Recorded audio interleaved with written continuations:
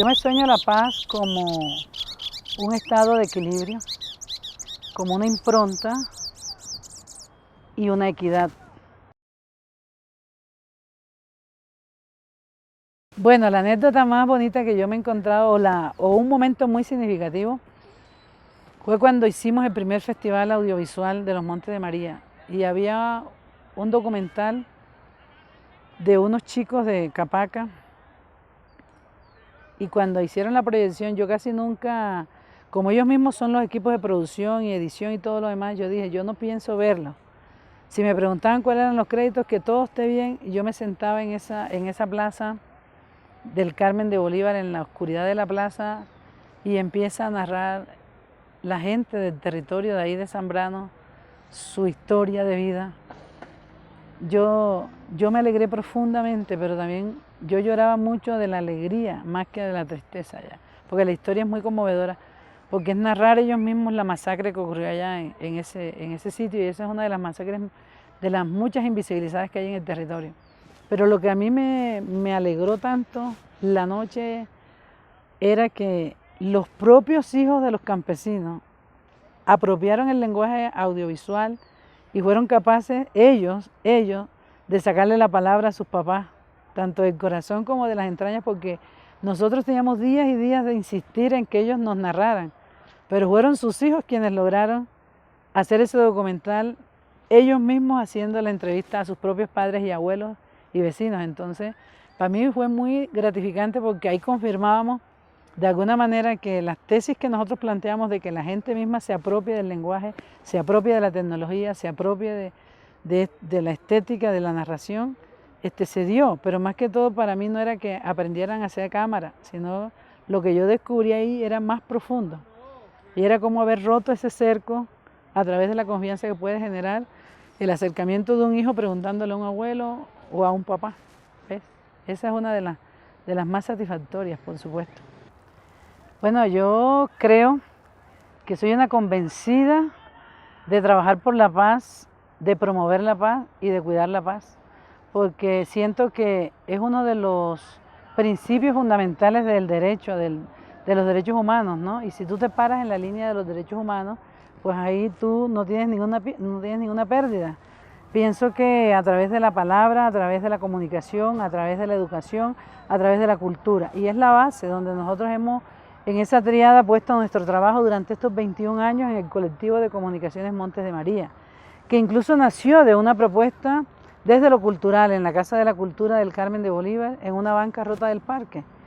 Pero cuando llega el conflicto armado a mi territorio, a los Montes de María, es donde uno siente entonces que esa vulneración de los derechos se hace mucho más fuerte, porque ya es un derecho que se vulnera en lo fundamental, como es la vida, y no una sola vida, sino una vida sistemáticamente, como en las masacres, como en las ejecuciones extrajudiciales, como el desplazamiento, como las desapariciones, ¿ves? Y por eso entonces nosotros decidimos desde la experiencia del colectivo de comunicaciones Montes de María hacerle el quite a la guerra. Cuando la guerra llegó pisando duro, cuando la guerra nos quiso silenciar, cuando la guerra nos metió en el miedo, cuando la guerra nos hizo hablar en susurro, cuando la guerra nos metió detrás del traspatio de la casa a hablar y a veces no pensar porque nos daba miedo pensar, porque de pronto ese pensamiento podía ser captado del ambiente tan pesado que se sentía. Decidimos hacerle el quite a la guerra con una estrategia de comunicación, que es lo nuestro. Y nosotros creíamos que era necesario volver a ese equilibrio que una vez vivimos, que no era la zozobra de la guerra. Entonces nos inventamos un día, el lunes pinta bien. El lunes pinta bien era entregarle crayola a la gente en un parque, y en el parque la poquita gente que venía, porque no mucha gente salía a esta hora de la tarde por miedo a que le pasara algo. Los niños eran los que pintaban y dibujaban, y lo poníamos así los dibujos en la cámara de televisión, así como la que tú tienes ahora allí. Y eso era lo que narraba, no decíamos palabras, no había palabra que atravesar ese discurso, ya, sino que eran las imágenes de movimiento de la gente que pintaba en las pantallas del canal de televisión que teníamos en ese momento al aire. Y así nosotros éramos y pensábamos que era una estrategia también de no quedarnos callados. Hacía que no pudiésemos expresar las palabras, los dibujos también narraban ya lo que estaba pasando. Podía ser un dibujo, por ejemplo, de unas montañas llenas de sangre, o muchos pies caminando, el desplazamiento.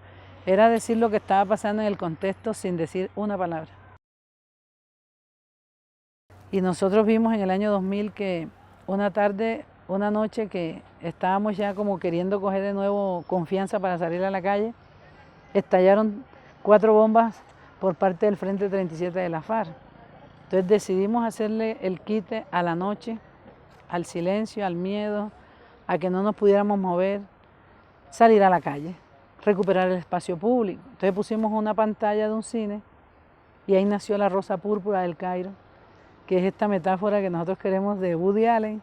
En la película de Woody Allen la gente se sale de la pantalla para interactuar con Cecilia, ¿no? Una de las protagonistas. Nosotros intentamos que la gente de los Montes de María sean los protagonistas y se metan ellos a hacer el cine dentro de esa película, la propia película nuestra, desde nuestro territorio, con nuestra propia voz pública, política, que narre no solo las acciones que hizo el conflicto, sino también la resistencia dentro de ese territorio. Y nosotros hemos visto a lo largo y ancho de este trabajo de investigación, de comunicación transformadora, de educación y desde lo cultural, que la resistencia, y como yo decía ayer, las reexistencias, es volver siempre a existir,